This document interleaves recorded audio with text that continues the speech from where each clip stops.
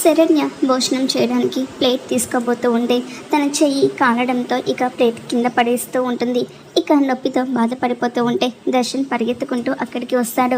శరణ్య చేతిని చూసి చాలా బాధపడిపోతూ ఉంటే ఇక శరణ్య దర్శన్కి తన మీద ఉన్న ప్రేమను చూసి ఆనందపడుతూ ఉంటుంది.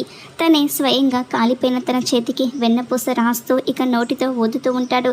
దర్శన్ ప్రేమగా చూసుకుంటూ ఉంటే శరణ్య చాలా ఆనందపడిపోతూ ఉంటుంది. ఇంతలో దర్శన్ నొప్పిగా ఉందా అని శరణ్యను అడుగుతూ ఉంటాడు. ఇప్పుడే నొప్పి తగ్గుతుందండి అని శరణ్య చెప్తూ ఉంటుంది.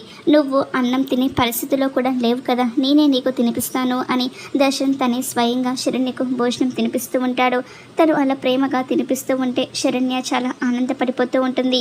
మరోపక్క ఆనంద ప్రకాష్కి మర్యాదగా చెప్తున్నాను, ఆ ఎవిడెన్స్ అన్ని నాకు ఇచ్చేసి నీ దారి నువ్వు చూసుకో అని తనకి వార్నింగ్ ఇస్తూ ఉంటే ప్రకాష్ మీరు నన్ను భయపెట్టాలని ట్రై చేయకండి, మీరు నన్ను భయపెట్టలేరు, మీరు అలా చేస్తే మీ కూతురు జీవితం నాశనం అయిపోతుంది అని ప్రకాష్ చెప్తూ ఉంటాడు. అసలు నీకు ఏం కావాలిరా అని ఆనంద అడుగుతూ ఉంటే మీ కొడుకు దర్శన్ మీ కోడలు శరణికి విడాకులు ఇవ్వాలి అని ప్రకాష్ కండిషన్ పెట్టేసరికి ఆనంద షాక్ అయిపోతూ ఉంటుంది.